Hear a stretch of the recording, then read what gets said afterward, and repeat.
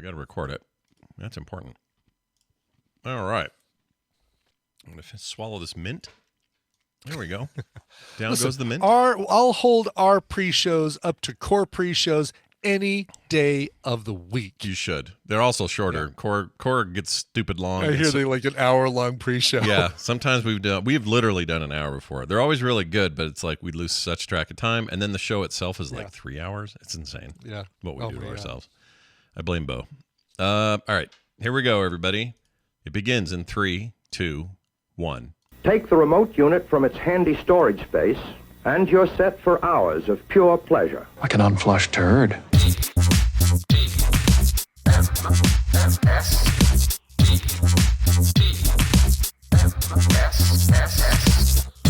She's only your girl because she ain't had a taste of the Duke yet. This is the Morning Stream.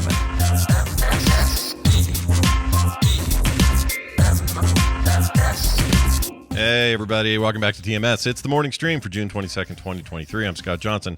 And that is Brian Ibbett. Hi, Brian. This right here is Brian Ibbett. Hello. Yep. This is Tired Ibbett, we call him. He's sitting today. Ibbett. Been riding that bike, getting ready for the MS-150 this weekend. Yeah. Can I, since we're talking about why I'm tired, can we jump to this item right here in our show notes? Yeah. Or do you want to do morning form? No, let's do it. Go ahead. Let's get in All there. right. So part of the reason I'm tired is that I was having a little bit of a backache yesterday after I did a 12-mile training ride yesterday. I'm going to try and do a 24-mile one today. When do you start that, by the way? Is it right after the show? Is it, right after the show. So, us doing a little bit shorter show today actually kind of works out for me in temperature-wise because, we're at 65. We're at the magic number. Oh, the magic number. Yeah. Magic number. 60, 65, 66 magic temperature for me because it's not too hot, not too cool. Yeah, sounds just right. right. And it comes with a slice of cantaloupe on the side. So I did a 12-mile. My back was hurting last night, so I'm like, you know what? I've got these cyclobenzoprines that my physical therapist ordered for me, prescribed for me to take, with back issues. Right. They're like muscle relaxers or something, right? They're muscle relaxants, and I have a couple different levels. I've got baclofen, which is mild and doesn't make me super drowsy, and then cyclobenzoprines, which just go and I'm out like a light. Yeah. So last night I took one of those before bed, boom, out like a light. Yeah. But the problem is that with those I wake up super groggy and super not dizzy, just groggy, just tired, like I'm slogging through molasses. I hate that feeling. It's the worst feeling. Yeah. And so I come down to my office and I look over, and a 3D print that was supposed to go overnight didn't work. Like the print didn't stick to the build plate at all. So I'm like, oh crud. Okay, well, and the only thing you can do is empty out the vat of resin and then peel the failed print off of the plate, put resin back in, and try the print again. But it's this long process where you got to basically empty out the vat with all the resin in it back into the bottle, and then start the whole thing over. And I've got to clean it and do all this stuff. So I start that process. I pull out my little rubber gloves and I unscrew the 2 screws holding the vat down, and I get out this little funnel contraption that I have that holds it's really cool, holds the funnel above the bottle. Yeah. It's actually, what it is, it's a pour over coffee thing that you usually put coffee grounds in there and pour hot water in it. The hot water goes through the coffee grounds into the cup. Then you got coffee. Yeah. But in this case, I use it for resin. So I put in the little glass funnel. I put a little filter in there to catch any bits of resin that did get cooked that would be impure in the mix. Then I unscrew the little vat and I tip it up and I start pouring, and I get about maybe a quarter cup of resin through the thing before I realize I didn't put the bottle of resin underneath the funnel to catch the resin. And I've poured a quarter cup of resin all over. I'm like, it went right through the funnel, all over the little pour over coffee thing, all over the table. It's dripping onto the floor. And this stuff is thick like, what's a good comparison? Thinner than maple syrup. It's about as thin as cheap Mrs. Butterworth's syrup Okay. that you get. Okay. No, that consistency rings true if you're describing resin to me. So is this in the you got carpet in that room, right? I have carpet in that room, but fortunately I have my old standing desk mat in this in this room, and that's what it poured onto. So I'm like, okay, well, thank goodness for that. Yeah. But basically, it was an hour and 15 minutes of me mopping up all of that spilled resin, using alcohol to clean things, to clean everything. I had to change the FEP sheet, the little clear plastic sheet that's on the bottom of the vat, because the print wasn't peeling off of it, and I didn't want to tear the vat.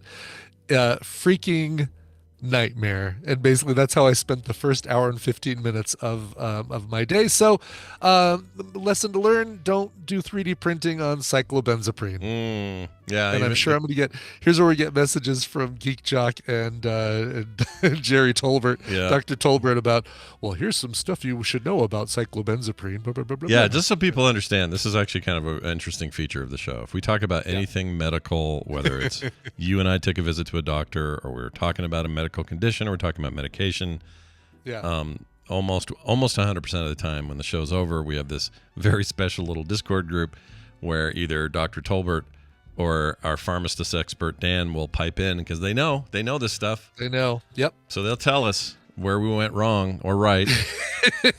I bet. Here's what I'm going to guess. I'm going to predict it right now. One of them, Geek Jock or Dr. Tolbert, is going to say, you should probably take those a couple hours before bedtime so that you can come down off them in the morning before you get up. They got a longer, I don't know if half-life fits this, but a longer half-life, like the equivalent of whatever that is, right? Yeah. The come down period. Yeah.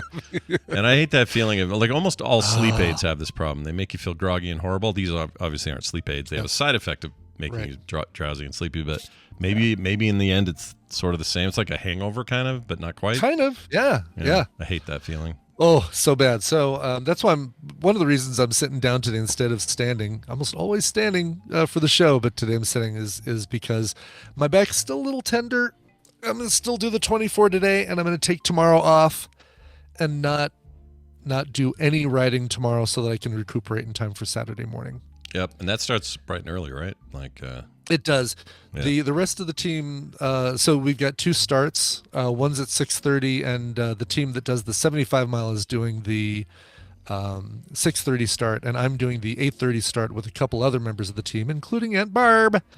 Me and Aunt Barb. We're going to do the 32 mile ride, which that's 2 miles longer than I thought. I thought it was just a 30. I guess. It's 30. It's 32. I should send you, because you're like, 32, piece of cake. Here's Scott. And you know what? I will never say those words, but please send this to me. I will always say 30 sounds like a lot. All right, click that link I just put in our Discord. That is the route. Here we go, chat. For the 32 mile ride. There we go. Oh, that's a big. That's a lot. It's a lot. And if you look at the bottom, that is the elevation of the ride. So spread that out over 32 miles, and it's okay. You got a mile 10 that's really going to take you high. Mile 10, exactly. Yeah. Like mile 8, like mile 9 and 10, it's like, a nice little 200-foot increase, then a little bit of a drop, then another 100 feet. And then also, when you get around to about, like, getting down to 25, from 20 to 25 is going to feel great. Look at that. Oh, it's going to feel great. Yeah. That is coasting. That is like, I'm going to be coasting all the way down. Yeah. But then at the end, you're like, gotta go up. Then I have to do another freaking uphill push to get to the finish line. It's like, it's going to suck again. It's a lot. How is it possible that it's an uphill both at the beginning of the ride and the end of the ride when we start and finish in the same place? It's a geographical anomaly. That is true. Also, I see kind of a poorly drawn elephant in the route. If you look at it, there's a weird little trunk in the front there. Where is it? Whereabouts? Just your whole route. Oh, image. the whole route. Yeah, it looks like a chunky elephant man. Is it the Mario elephant? Maybe a little bit. Boy, that got me excited yesterday. That looks awesome. Yeah, I know. I'm excited proper about Mario, that. man. We haven't had a proper new Mario side scroller since the Wii U, because technically the other one on Switch is a port of that. So right, kind of awesome. Right. Well, anyway, you're going to do great, Yeah. and you'll be all rested It's going up. to be so much fun. That's right. Friday will be your recoup, and then Saturday will be your hell, and then Sunday crash. And then and then Monday we're back here talking about it. All right. Yep, exactly. Monday I have a physical therapy appointment where she's going to say, "You did what?" It's going to be the first words out of her mouth. Oh yeah. She's going to be, Dr. Jenny is going to be like, "You did what?" You did. I'm sorry. 30. What? No, what? Yeah. She's going to give you hell. What, are you trying to hurt yourself more, Brian? I mean, obviously for general fitness, biking is great. But if you're in the middle of a regimen of physical therapy, she's probably going to be like, well, maybe not the first thing I would have chosen for you to be doing. Yeah, and let's be honest, this is how many actual training rides have I done this year? 6. This will be 6 today. So it kind of hasn't gone well for like my back getting on the bike for the last couple months that I should have been doing the training rides. So. Yeah, I'm kind of a dumbass. Well, don't forget, because this is our last real show before the MS 150. Yes. You can still do donations. Huge thanks to everybody who has, but you can keep going if you want. Get in there. Oh my God, yeah, massive thanks. There's so many of you listeners who have donated, and there's too many to go into. You guys have pushed me well past the target donation, and none of this goes to me. Obviously, this all goes to MS. And finding a cure and doing tests. One of the guys that I know, one of the guys on my team who has MS, our leader, a guy named Steve, is he's been on trials, like on medication trials for MS, where when they show the effectiveness and they show that little graph, he's one of the dots. Like they have a scatter chart and they show the dots of the different reactions that people have had to it. He gets to point out and say, like, I'm that dot right there. That's me, and where. How it's affected me. So what does his dot say? Does his dot indicate something more than just he was a guy in the test? It says he had just a reaction or something? it's like effectiveness. Like one axis is pain, and another one is time or something like that, and he can point to it and say, yeah, taking this has put me here over the amount of time that it took that I was taking the drug. So yeah, well, that's cool. It's he's great. He is like, there are a lot of inspiring people on our team, people with MS, and Barb, of course, being the major one for me, the most inspiring of the people on our team. But Steve is also the most freaking positive person you will ever meet. The guy never has a frown on his face. The guy is awesome. And he looks like Chandler Bing. Oh, I need to get a picture of him and post it, because he looks like if Matthew Perry was a cyclist. So Matthew Perry in his prime, probably. In his prime, yes, exactly. Maybe not now so much. Maybe not now so much. Maybe more during the immediately post Friends days. Mm-hmm. Before the drugs really took over. Yeah. Poor guy was a mess. Or was a mess. I guess he's clean now. So anyway, just one last big thank you to everybody who's donated. And I read all of your notes on the messages that you leave on the MS-150 site when you leave your donation. And to all of you, I say, Fert, love the show though, back at you, and thank you for the go Brian go messages. All the proper tadpole responses. I love it. Yes, they've checked every box. That's right. Okay, a couple of quick things. Just a reminder about Monday's morning forum giveaway. If you haven't gotten in there already, please do. It's your favorite go-to junk food. It's not a poll. It's a questionnaire. You're going to tell us what your guilty pleasure is when it comes to food like that. So go to it now, frogpants.com/themorningforum, and fill it out if you haven't yet. Also, I want to give an update on the bird. So I haven't talked about it on the show, but we've been talking about this bird. Mostly on Twitter. It's on Twitter, yeah. So a bird swoop. We don't even know what kind of bird. We think it's like not a sparrow, but something in that bigger family. than a sparrow, like almost a wren, maybe. Yeah, maybe. I don't know. I don't know if Carter ever figured it out. She was going to try to figure it out, but I think she's in the chat, so maybe she can say. But anyway, this thing swoops down and slammed into the side of a car. As best we can tell, that's where we found it. And Dylan actually found it when he was coming into the house with the kids the other day. Brought Carter out there, and Carter went into immediate, triage mode and was going to try to save this bird. And it was a real opportunity to make up for that one I ran over in 2011, if I'll recall that, or 2013, whatever it was. Anyway, so she's been working on this bird for a few days. She had gotten it to eat more regularly, got him little worms, live worms at the pet store. We got water and a droplet thing, and he was gaining strength, was seeming to get basically just seemed to be concussed to the point that he couldn't stand up or fly.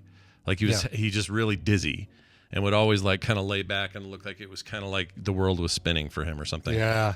Yeah. But lots of energy, kind of defensive, it's good signs that it's fighting and whatever.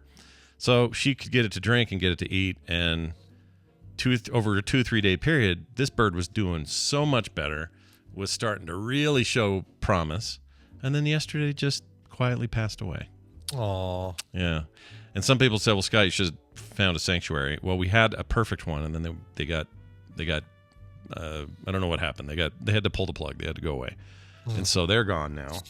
And we didn't really know where to take it, so we just did our best and tried. We kept him really comfortable. We had him in his own little space and made sure he was eating and drinking. And he was eating and drinking, which usually is a really good sign things are going good. Yeah. And he was pooping, another good sign, because birds poop all the time. And when they're doing that, it's a good sign their body's working. Yep. And, it just didn't work in the end. He passed away yesterday. So that's the update on the bird. It's a bummer. Yeah. Carter says gray catbird. Gray cat? I've never heard of a catbird. I've never heard of that, but they, let's see. Catbirds instinctively recognize imposter eggs by memorizing the look of their first egg and tossing all non-matching eggs. So basically, how there's some birds that put their own eggs into a nest when nobody's in there, so they can get those hatched in.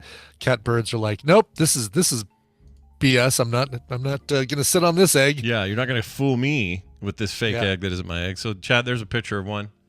That's basically what he looked like. He even had the little dark head thing. Yeah, but he just slammed into. Yeah, it is like a toupee. He just slammed into that car, and it just was too much, I guess, in the end. So, anyway, there's the sad tale. We tried. Did our best. Yeah. Mariah even says that I've got tons of those at my feeder, and they run into my window a lot. I hope I pronounced that right. Is it Mariah? Marijah? I kind of like that, if that's true. Yeah. Marijah. Cool too. Ooh. Anyway, there's your update on the bird, everybody. Yeah. There you go. Yeah, there you go. That's what's going on in the world. Okay? Brian's sitting. I'm sitting. I got Altoids. I have ibuprofen. Yeah. Ooh, just one ibuprofen left. Oh, no, Brian. One ibuprofen left. What are you going to do? A little sad gel cap. That's not enough. What will you ever do now? Okay. I will ride my bike to Walgreens and get some more ibuprofen. There's a guy out there, I know a bunch of you do this. There's somebody out there who listens to the show at 2 times speed. Okay? Okay. I would like to mess with that person real quick. And I'm going to do it. I hope they're listening to the show live at 2 times speed. Oh, that'd be weird, wouldn't it? They can tell us what we said about 5 minutes from now. That's right. They're ahead of us. That's right. Okay, so how... Oh, yeah, here it is. Okay, I'm going to set this to... I want him to... Okay, so here it goes. I'm going to play a portion of our show. Oh, no, This is core. Well, it won't matter. Same thing. Here we go. No. Hold on. What the heck? Why is it all music? Oh. I think this opened the door to the possibility of those other games existing. Okay. Did that sound normal? Did that sound normal to the 2 times person? Oh, that's a good question. Yeah. Or did that sound... Because that was at half speed? That's at half speed. That's at 0.5 speed. Oh. If I change it to... This is just these thoughts I had this morning. It was all very dumb. Now, if I do this, does this just drive him crazy? Because here it is at 2 times speed. Oh, God. RPG, they don't exist. So, I, for one, super stoked that they're doing this, and I will play the living... Now, what did I do to his brain there? Did I really foul this dude up? Oh, my God. No, I'm hearing it at 4 times speed. Oh, my God. I got questions. I got questions about how that works for people's heads, because I cannot, for the life of me, alter the speed of playback for podcasts. I've tried. I can't stand it. And everyone says, you get used to it. Like, no, I don't. I don't get used to it. Yeah. No, really Crazy Neighbor listens to audiobooks at that speed. Good segue into Amy here, but he listens to audiobooks at that speed. And sometimes when we get in his car, it'll continue playing his audiobook, and I'm like, how can you listen to this? I guess you get used to it, and you just basically Once you get used to it, it's easy. I guess so. It just takes a long time to get used to it because I tried for a good 20 minutes once and I hated it so much. I never got used to it, but I never get used to this either. One of the things that I enjoy also is reading. Oh, I never get used to having Amy here. I guess I'm used to it, but I never get used to how great it is. How about that? That's what I meant to say. There we go. Good. Well, good recovery. Nice save there. Amy, welcome back to the program. It's Read This with Amy. Amy comes on the show and talks about books that we should maybe check out or be reading. We're all big fans of reading here, and she does that every week. Hi, Amy. Welcome back. Hi. Thanks for having me. Did you get your How are computer you working? guys doing? I heard your computer was weird. Did you change? Did you fix it? Yeah, it just needed a couple. Well, I mean, sort of. So I. Did you throw some clay at it? Well, it's funny you mentioned. I actually do have clay all over my monitor in the studio downstairs. Kind of funny, just because I make a mess. Yeah. But, so I have decided that that's actually my little. It's not a tagline because it comes at the beginning, but I guess my little catchphrase that I say at the beginning. I'm like, come on, let's make a mess. Why not? Never Why not? trust a clean potter. No. for If you real. see like a really clean pottery wheel or even like studio space or the person themselves, I don't trust the pottery you're making. No. You may as well be lying to me. About Never what you trust do. a skinny chef and never trust a clean potter. That's right. We do clean our space really well after we're done because everybody likes to start off with a nice clean workspace. Yeah. And especially when we go to the community studio, it's really irritating when somebody doesn't do a good job of cleaning the space afterwards. You're like, It's like a gym. You want people to wipe down the equipment, you know? icky. Yeah. So You don't want to deal with their ugly pot that they were just there making. I get it. right.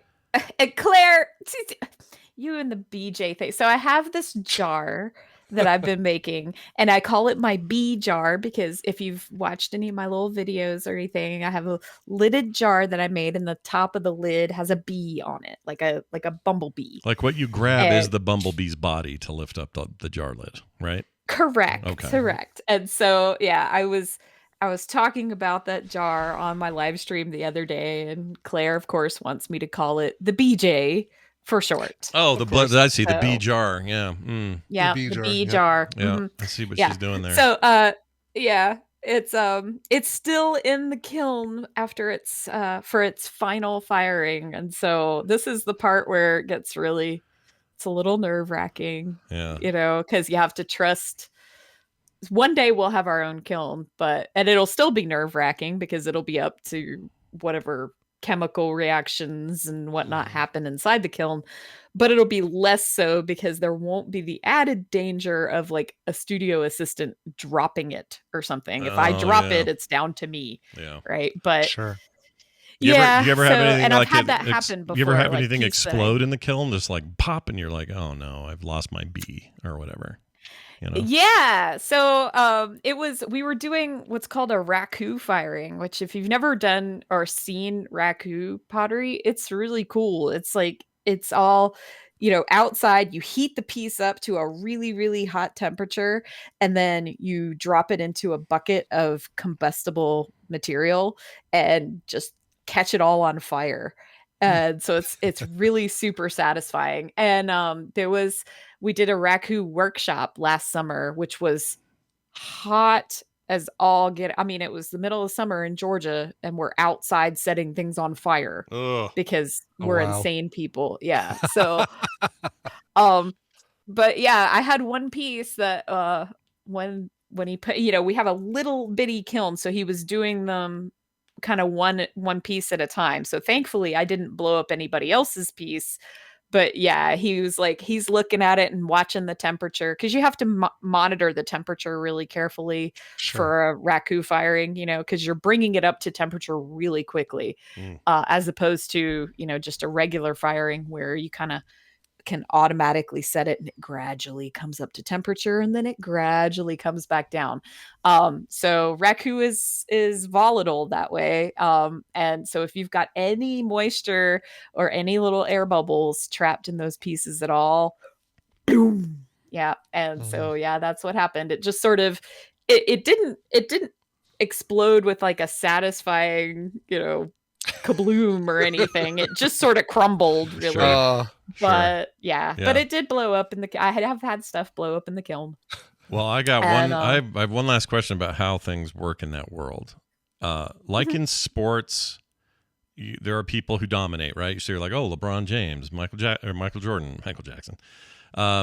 Other things like even the maker world, everyone thinks Adam Savage is sort of the lord of all that, right? So they have their superheroes within that world. Does pottery have anybody like that? It's like they're really interesting. Yeah, there are a couple. So Jordy, right? one guy that I watch a lot, his name is Florien Gadsby. And he's got a whole YouTube series and everything, but he's like such a celebrity in the potter world. I'll be honest, I had not heard of him before I watched the Great British Pottery Throwdown, but boy, howdy, were the contestants on that show excited for him to be on there. A guy named Florien Gadsby was destined to make pottery. That name is right. Right. Exactly. It's almost right there in the name, practically. Yeah. Oh, his stuff's really pretty. Wow. Oh yeah, he does beautiful work effortlessly. It's amazing. Another person that I watch a lot. The name of his YouTube channel is Earth Nation Ceramics. I don't know what his last name is, but his first name is Dante. And so we all, like all of us in the community studio, we all talk about stuff that Dante says, Really? And Dante's videos are more geared toward sort of tutorials and teaching beginners, that kind of thing. You could tell he mentions stuff that his students do, so you can tell he teaches in person classes and stuff. Does he use a kiln or an inferno? Oh, I see. Dante. I think both. I think the answer is yes. Yeah, the answer is yes. Okay. I could feel the slow gear in my brain click over to getting it. And those of us looking at the chat, Mark Flazer, I said it first before your thing popped up. Yeah, that's right. Don't timing wise, so you know. Don't give Brian any shit. Oh, look, he's got like double dungeon. Oh, that's cool. Dungeon Master mugs. This guy's great. Oh, that's cool. I like his work a lot. I love the combining of geek pop culture and pottery, because I feel like there's so many places to go with that. It's like the maker community using resin or using foam or using plastics and stuff like that to make geek pop culture stuff. Pottery is just one more way to do it. Yep. Yeah. Good. Oh yeah, for sure. There's a TikTok account that I follow called Crackpot Crockery, and she says, I make pottery for nerds, and she made like a cookie jar that was a bob-omb, and that's awesome, which is amazing because like spheres are like some of the hardest things to make, as you can kind of imagine, right? Yeah. Like it and so it was incredible looking, and she's made some she made like I think like a Kirby cookie jar also, and I mean it's just amazing stuff. And she makes all kinds of pottery stuff, mugs and things, and it's really entertaining. Maybe you'll be the next big pottery influencer. You ever think about that? It could be you. I mean, I don't know, could be, but at this point I'm just very happy like learning a new thing and then having a channel to have my friends come hang out with me and post my videos, and kind of as an encouragement for people to see like, yep, it's okay to do goofy things, like you got to fail before nobody throws down a piece of clay their first day and does something that looks like Florien Gadsby. He has been doing this for years and years and years and years and years. So I don't know. I kind of like showing the in progress pieces, because I think we kind of all get in our mindset like, oh, I'm not good at this, so I'm not going to do it. So I think it's kind of cool to show like, hey, I'm a big dork learning a new thing. Yeah. For sure. It's okay. Learn it with me. Okay. Come learn it with me. Yeah. Exactly. It's okay to be a beginner. It's okay to not be great at everything. And then, occasionally you'll get somebody who does know what they're doing go, hey, try this, that might help you, or whatever. And mostly my comments have been really encouraging and like, oh my gosh, this piece is beautiful, stuff like that. So did you get rid of you haven't seen Leg Guy or whoever that was again? He's done, he's out, right? The guy. Oh yeah, shows your leg. Yeah, no, that was on Twitch, and like I have never like since you suggested doing the YouTube thing, I was like, okay, so that's what I'm going to do. Yeah. And I haven't gone live on Twitch since then. I've just been using YouTube. Nice. So, well, I really like your channel, so keep it up over there. Thank you. But today we're going to talk about reading. I have this clip here, but I don't. You probably have some setup for this. What do you got going here? Yeah. So do you remember way back in the day, you had a show called Forecast? I do. And I was a guest on Forecast long time ago. And for those who may not know, the format of that show was we had to make predictions, and there was like a near future prediction, a not so near future prediction, but not like super in the future, and then like ridiculous, like we're all going to be long dead before this happens prediction. Oh yeah. And so my ridiculous we're all going to be long dead prediction was that, people always talk about how smart dolphins are, but actually like octopuses are incredibly smart also. So I predicted that like way off in the stupid future, there would be some kind of a weird hybrid of an octopus and a dolphin. Okay. And that would be what would rule the earth. Like humans would be long extinct, long gone, and like what would rule the earth would be like a dolphin octopus hybrid that Tom Merritt then dubbed the Dolph Octopus. And I think the name of the episode was actually Rise of the Dolph Octopus. I believe that is correct. I think I even have that episode. That was a long time ago. Wow. All right. Yep. So anyway, so that's my setup for why this book attracted me. And yeah, it's me reading it because I didn't like the Audible sample. So there you go. Well, all right then. Here you go. Here's Amy reading from this. Now, more trash to collect. She empties the bins in the lobby, the can outside the restrooms, then ends in the break room with its endless crumbs on the counter. My word, she says, scolding the empty room. Empty takeout cartons on the floor. She picks up the cartons and tosses them in the trash can, which oddly has been scooted several feet over from its usual spot. Then she sees it, something underneath. A brownish-orange clump shoved in the corner. A sweater? Tova kneels, preparing to fetch it and stash it in Mackenzie's cubby. But then the clump moves. A tentacle moves. Good heavens! The octopus's eye materializes from somewhere in the fleshy mass. Its marble pupil widens, then its eyelid narrows, reproachful. Tova blinks, not convinced her own eyes are working properly. How could the giant Pacific octopus be out of his tank? The arm moves again. The creature is tangled in the mess of power cords. How many times has she cursed those cords? They make it impossible to properly sweep. You're stuck, she whispers, and the octopus heaves his huge bulbous head, straining on one of his arms, around which a thin power cord, the kind used to charge a cell phone, is wrapped several times. Seems bad for the octopus to have that. Right? Yeah. No. Yeah.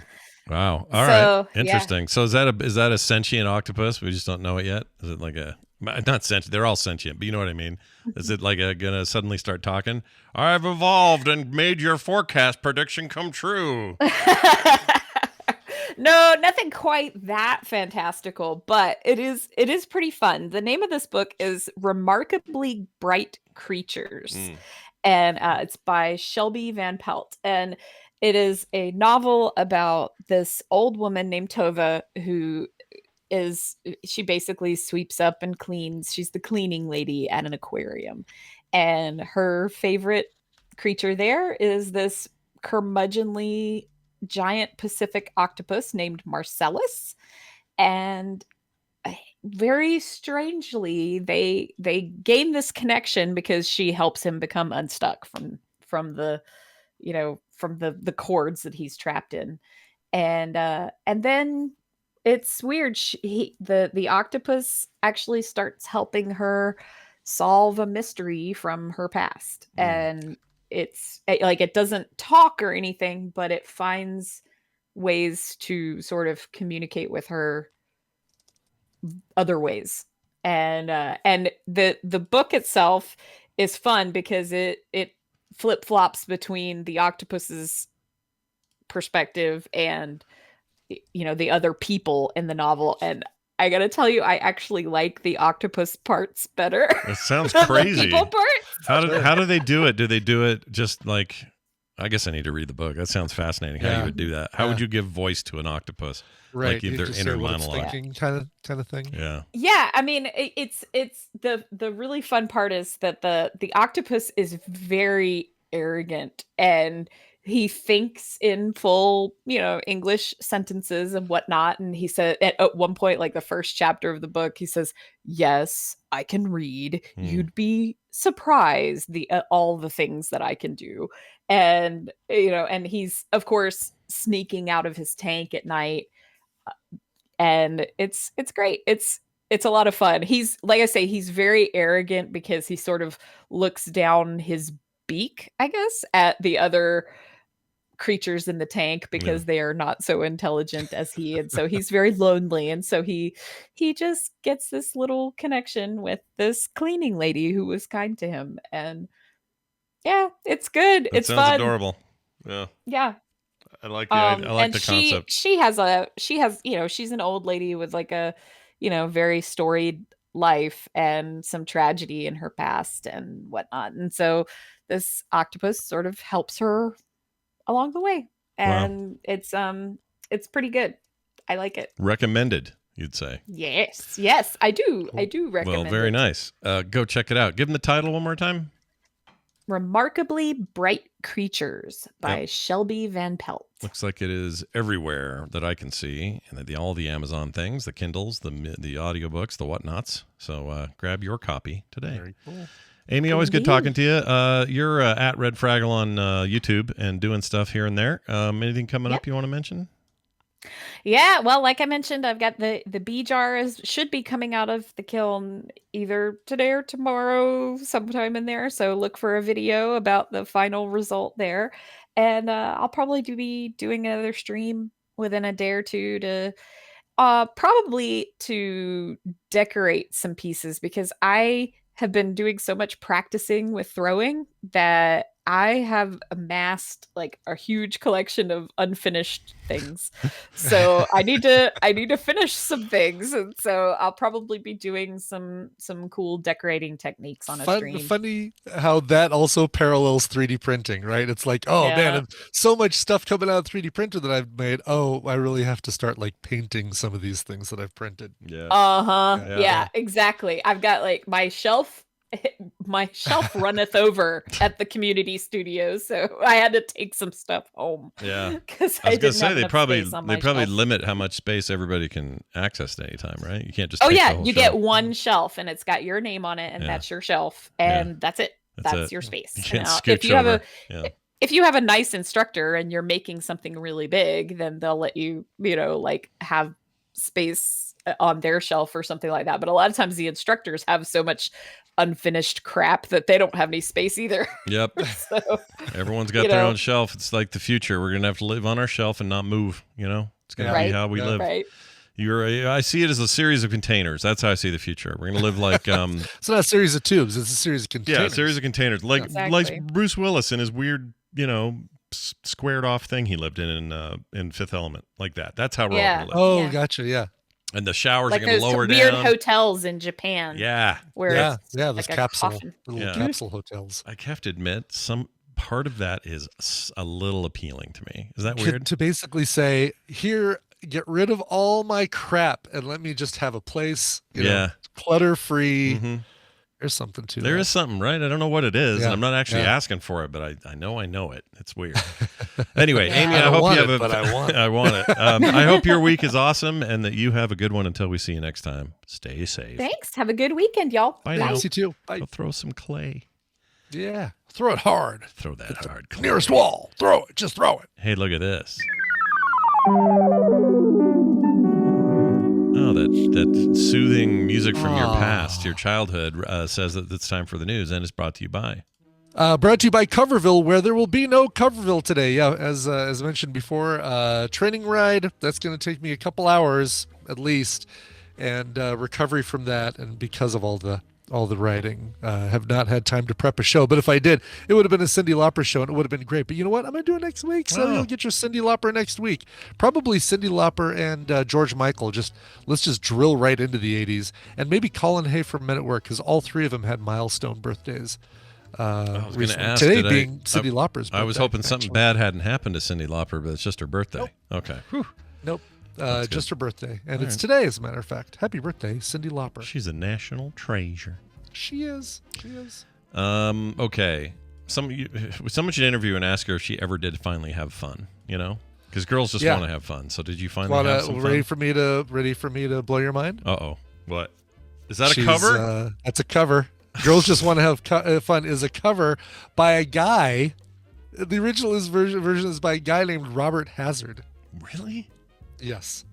Robert Hazard. Robert Hazard, yes. I've never heard that before in my life. Isn't that crazy? Yeah. Wow. And he sang about girls having fun? Or did she change it? He did. Okay. He sang it. He didn't change the lyrics or anything. It was Girls Just Want to Have Fun. All right. I think he does change it to third person. She comes home in the morning light. Her father says, "When are you going to live your life right?" etc. Oh, I see. So some of that you can fiddle with, but it makes sense. Didn't that have Lou Albano in the video? The Captain Lou Albano was her dad in the video. Right. Yes. He's something with the brothers. Bap, bap, bap. I always think of him as the Mario guy in that show. That horrible Mario live action cartoon thing. Oh my God, yeah, right. Well, here's a couple stories for you. Nearly 14,000 pounds of pork rinds shipped from Guatemala have been recalled in the U.S. Sorry, pork rind lovers. Oh, I know, real shame, right? I tried to think of a brand name. No, not Funyuns. Those are onions. It's right there in the name. What are the? But it's like, I can't think of any actual brands of pork rinds. Yeah, I feel like whenever I get pork rinds, I never think of brand, right? Right. We don't go, no, you have to go with Lay's. You have to go with Ruffles. It's like, whatever, this pork rind bag with the orange writing is on it. Fine. So it says here, the snack bags are 5.3 ounces containing Tortrix Con Cheecharon. Cheecharon? Is that how you say it? Cheecharon. Yeah. And we're shipped to Guatemala, which is a country ineligible to export meat products in the U.S. And yes, they are considered meat products. Sure. Even though they sit next to the chip They bags. feel like potato chips, but those are absolutely meat-based. There's meat in there. Bags do not have an establishment number nor a USDA mark of inspection. The items were shipped to wholesale and retail locations in Georgia, New York, New Jersey, Rhode Island, and Virginia. The ineligible bags. I played bass for an ineligible bag for a year or two before they broke up. And I did mispronounce Cheecharon. Cheecharon. Not Cheecharon. Cheecharon. It sounded great either way, I thought. It did, but I stand corrected. Thank you for correcting my pronunciation. Coming from a state that has such a great Latin community, I mispronounced it.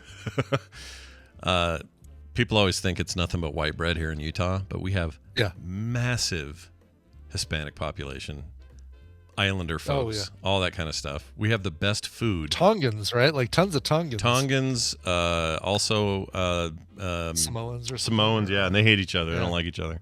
There's always fighting between those two. Even in high school, like the Samoan kid and the Tongan kid in school hated each other's guts. It was weird.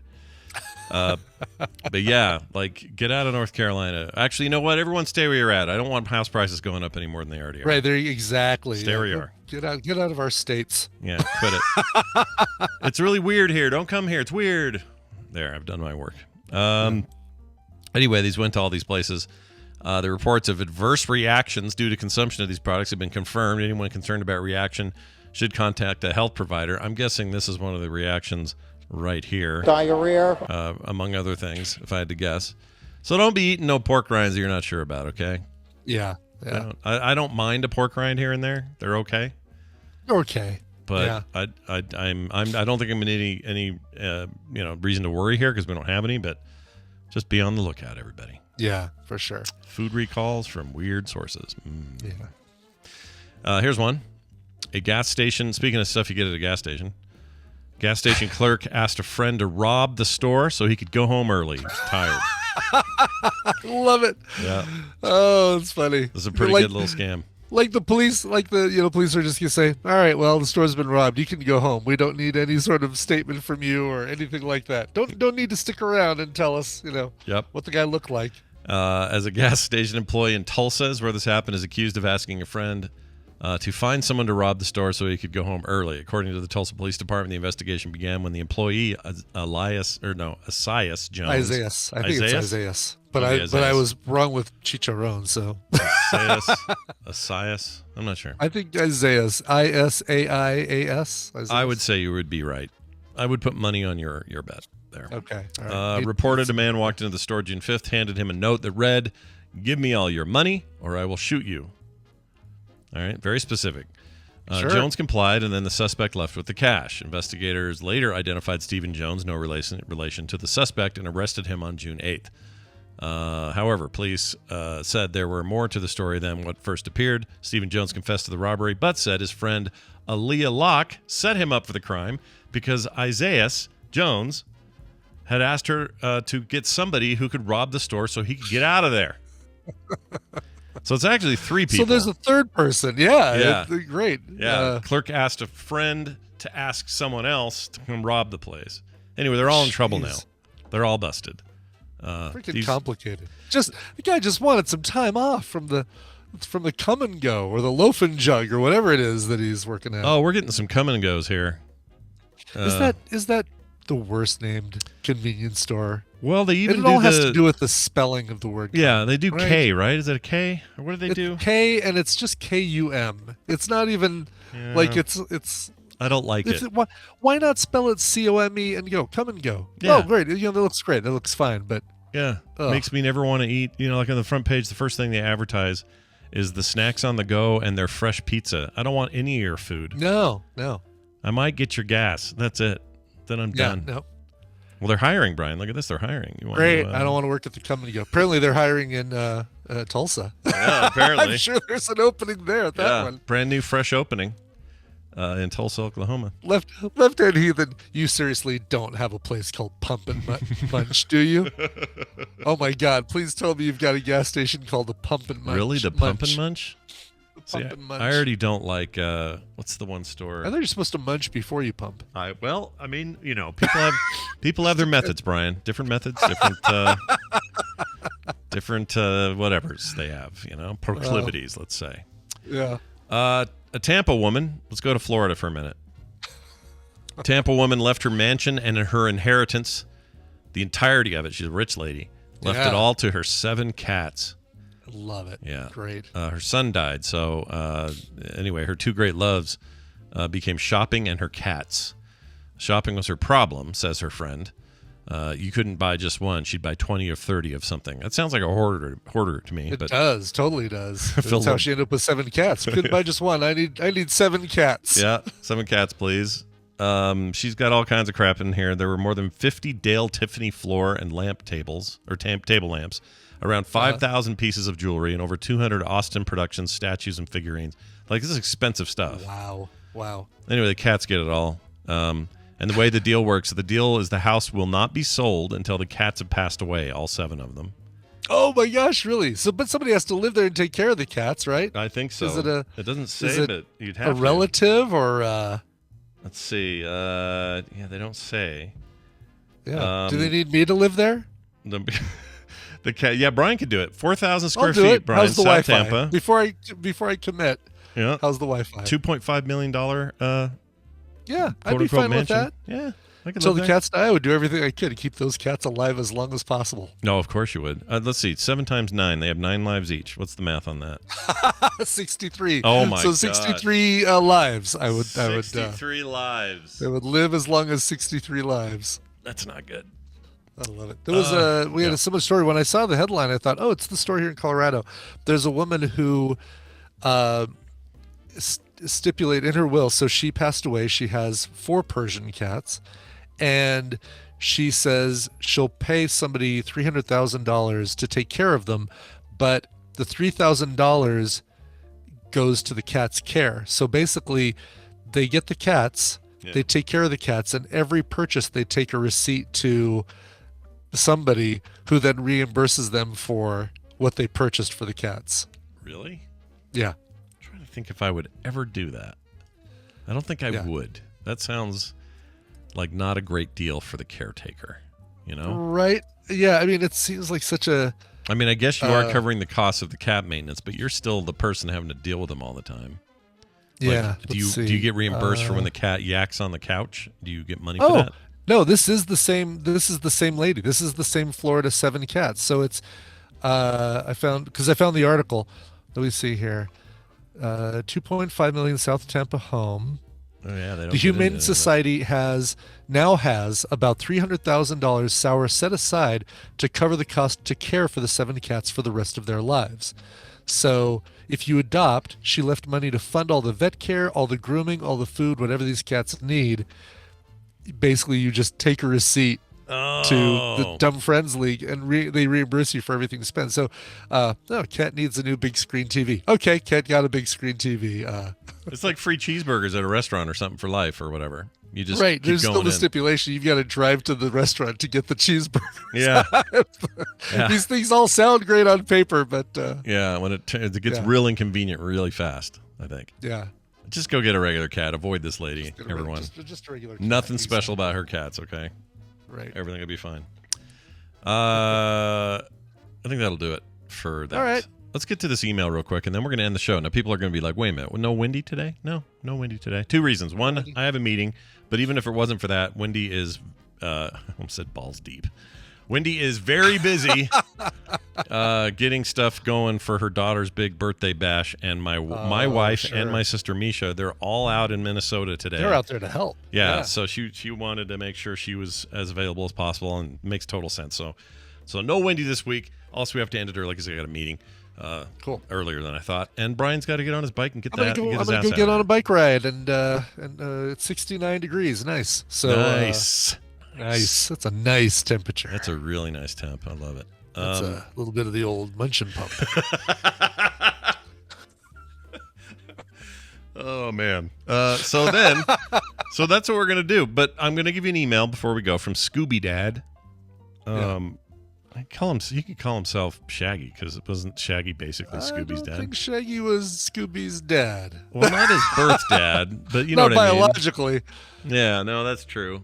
Was Scooby Dum related and Scrappy? Were they all part of the? Scooby Dum were cousins, and Scrappy were cousins. And I think we met an older. Was that Scooby Dum was the older one? I thought we. I don't know if Dum was older. Boy, he sure got the short end of that stick, didn't he? He really did. Yeah, we all hate Scrappy, but Scooby Dum was a bummer. Anyway, oh gosh, yeah. Thank God. If they would have made Scooby Dum a regular, that was the problem with Scrappy, is they made Scrappy a regular instead of just like a little one-off kind of thing. Mm-hmm. But Scooby Dum was a once in a while character. Yeah, for sure. Scooby apparently has daddy issues, is what we've learned. That's what we've learned. So now we hear this email from Scooby Dad, who says, "Dear Scungully and Biscotti." Cool. I don't know. Scungili. Is it Scungili? Scungili. Yeah. All right. I think, but again, not a great track record today. Yeah, it's usually me with these words. In episode 24 of 79, which would have been not too many days ago. Yeah. The 14th looks like. You were discussing Italian accents and played a couple of clips from NYPD Blue. That was not an Italian accent. It was a Brooklyn accent. Growing up on the Jersey Shore, we'd hear this from the Bennies. Sorry.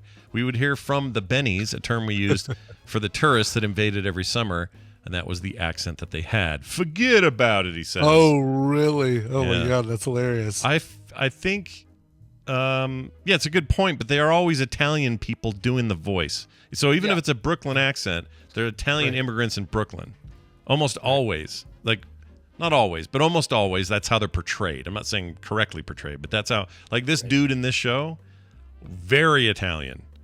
Like full-blooded, full-blown, let's be full Italian, this guy. And then he had that accent. So yes, that's not an Italian accent. I didn't realize we were sort of suggesting that. We don't mean that. Oh gosh, no. But Italian guys with like street tough Brooklyn accents, when they're over the top like that, they drive me freaking nuts. And I don't know why. Like The Sopranos gets away with it. Yeah. Because there's some over-the-top stuff. Maybe it's because the overall quality of it is so good it doesn't matter, but... I think so, and I just think that it's like, you could see one or two people being like that are in the that are in the New Jersey Mafia. Yeah, true enough. Thanks for that email. The email he used was, what is our email? themorningstream@gmail.com is the address. themorningstream@gmail.com. You can also text us if you want, 801-471-0462. We got some of those for next week. And that is going to do it for today's show. A reminder, we need your help over at patreon.com/TMS. Without it, the show doesn't exist. Imagine a world without it entirely. It just doesn't exist. That's the world. I can't imagine it. I can't either. Can't imagine it. I don't want to imagine it. I don't want to even think about that idea. It's a terrible idea. So let's make that never happen by joining us over at patreon.com/TMS. Okay, people? All right. Okay. Brian, let's get out of here. You got a song? I do have a song. This one is going out to Ryan Norda, a.k.a. Ryo Atemi, when he's in the chat room. Hello, Scratch and Bum. That's an easy one. It's my 44th birthday. Oh, shit. Let's party. A little slow on the click take there. Yeah. And it has been a great birthday week, which was way back on June 8th, by the way. Sorry. Just getting to this one now. I do need requests for next week, the last week of June. So if you've got requests, get them in. He says, let's see, a great first of hopefully many more Utah Tadpole meetups to watch Spider-Man. Oh, he went with you guys to see Spider-Man. That's awesome. Oh, Ryan. Oh, yeah, Provo Ryan. Duh. Okay. Yeah. I never get his nickname. I'm bad at this part. This is where I'm bad, you guys. I see you in person and I'm like, oh, you're that guy. I don't know. Exactly. I'm horrible at that too. Brian's awesome. Let's see. If you could please play a cover of Billy Joel's The Downeaster, Alexa, and if I could get some sausage for my big day. Just seeing that trigger it. Oh, it didn't. Okay. Oh, very nice. I was thinking it was going to trigger my Echo device. I'm impressed. He wanted to hear a cover of that song, which is named after Billy Joel's daughter. I'm not going to say the name again because I don't want to trigger everybody's thing. Well, I will say it one last time here. Here's Show of Hands from 2000 with their cover from their album Covers, Natch, of Billy Joel's The Downeaster, Alexa. Nice. See you guys for all the other shows this weekend. We got Core, we got Film Sack, we got all kinds of stuff. So come back for that, and we'll see you Monday. Get more at frogpants.com. There's the damn Superman! There's the damn Superman. There's the damn Superman. Damn. Oh, man. DC.